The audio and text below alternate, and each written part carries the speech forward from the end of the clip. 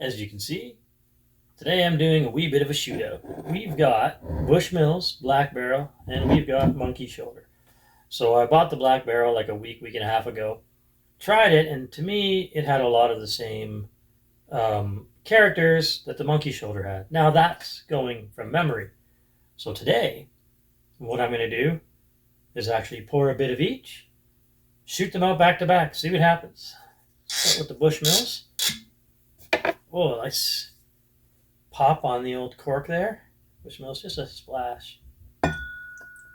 It's midday, so I don't go too heavy on the whiskey. Or any drink for that matter. Let's set that out of the way. Oh, let's pour the old Monkey Shoulder. Ooh, did you hear that? Boom, bop, boom. We're going to go ahead and pour the Monkey Shoulder. In case you see some movement, you hear some weirdness, that's because we have a guest down at my ankles named Snowflake Obsidian. Snowflake Obsidian, come here. Here we go. This guy. Snowby, look at the camera, bud. He looks like he's unhappy to be here. Good. All right. Bushmills on the right. Monkey Shoulder on the left. Before we get started, let's see what the branding says. Granted, reading out loud is not my strong point. Here we go. Granted its license to distill in 1608, Bushmills is the oldest licensed whiskey distillery in the world. Known as Black Bush by generations of Bushmill locals, this iconic Irish whiskey is aged in hand-selected Oloroso sherry casks, making an exceptionally rich, complex whiskey with Bushmill's signature smoothness. What is a signature smoothness? Is that another word for cheap? I don't know, because it is pretty cheap. Because the Bushmills in Canada is about $40. Monkey Shoulder in Canada is about $55. What does it say about Monkey Shoulder? Monkey Shoulder has been created using Speyside. Wow, told you, reading out loud, not my strong point. Well, let's try that again. Monkey Shoulder has been created using Speyside's finest single malt whiskeys, resulting in a rich blended malt of exceptional smoothness. Oh, I get tasting notes. They're going to tell me what I can expect out of this one. Let's see what the tasting notes are. We're going to get mellow vanilla with spicy hints. And on the nose, we're going to get zesty orange, vanilla honey, and spiced oak. Well, I don't know what I'm going to smell on the nose because I'm wearing some cologne by Davidoff. Let's see. Monkey Shoulder on the nose. Wouldn't you know it? Vanilla honey and no. To me, I'm getting the smell of whiskey on the shoulder, basically. Let's readjust the camera for just a split second. Oh! And I should probably turn off the heat. But let's stop this. Alright, now that I've managed to address the issue with the heat, we are back. Monkey Shoulder on the left. What do I get on the nose? Smells like whiskey. Smells like Speyside. Smells like smoke. Smells like grain. Smells like tasty goodness. Now, I'm not the kind of guy to come up with all these crazy different, flavor and sniffing notes. I probably could, but, what's the point? Just smells really nice. It does smell specifically like scotch. You know what? Before I even sip it, let's go over to the Bushmills, see what we get on the nose over here. Okay, that's sweeter. More alcohol. Less smoke. Next to no smoke. More grain. More sharpness, more metallics. Decent nose. What do we got here again?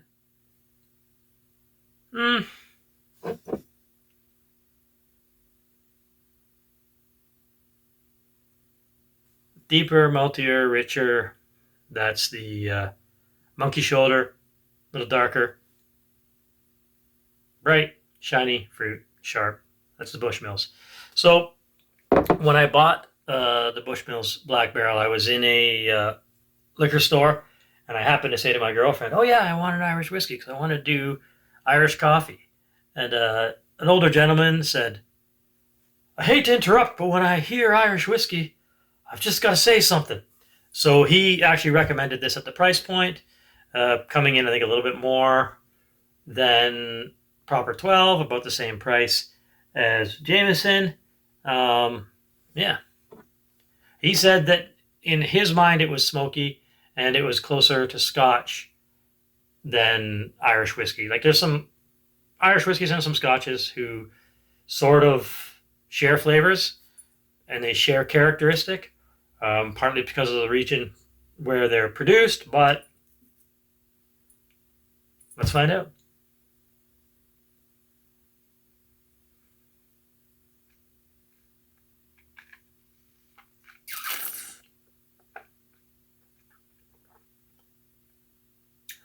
Yeah, in terms of Irish whiskey, it's not as sweet as normal. It's a little deeper, a lot smokier, a lot more of those dark, smoky, woody notes. And I mean, that would be expected with the Oloroso sherry. So, you know, as those notes, it's nice. In my opinion, better than Jameson. In my opinion, better than Proper 12. I don't have an enormous amount of experience with Irish whiskey. Let's go over the Monkey Shoulder. And the reason I want to do this is when I first tasted the Bushmills, it immediately reminded me of the Monkey Shoulder now. They are the two most recent whiskeys I've purchased, so that could be why. The Monkey Shoulder does evolve on the nose. It changes. The alcohol smells go away. You start to get into more of like the character of the whiskey.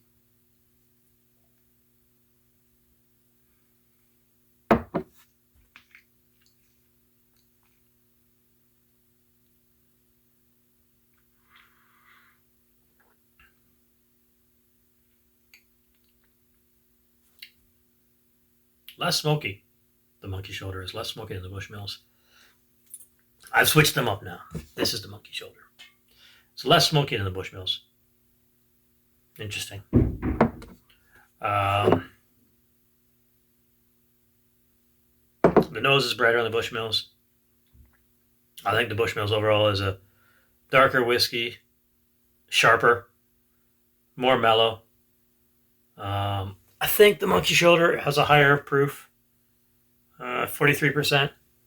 The Bushmills, 40%. To me, that's inconsequential. If I had to pick, though, that's the thing. I'd say they're equally as complex, which is unique because Monkey Shoulder is supposed to be one of the more desired blended whiskeys, and it is really good compared to a lot of blended whiskeys.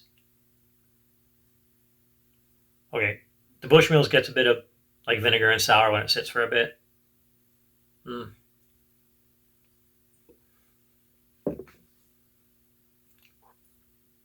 Quickly down the hatch, go over the Monkey Shoulder.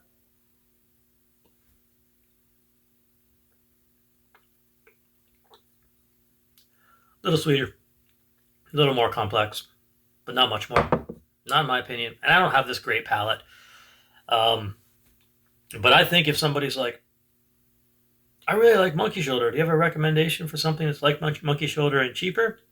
I would go with the Bushmills. Specifically, I believe it's called the Black Bush. Yeah, Bushmills Black Bush. It comes close enough to Monkey Shoulder at about $12 or $13 less. If you want to save money, I would go Bushmills. They're both good in terms of blended whiskeys. A lot of blended whiskey is pure arse. Neither one of these are that. I am the Clever Peasant, and this has been just a shootout, a comparison of two whiskeys that I wanted to do. If you enjoyed these videos, please like, please subscribe. I like to say that this channel is dedicated to fine spirits, fine tobacco, and other things of a stoic nature.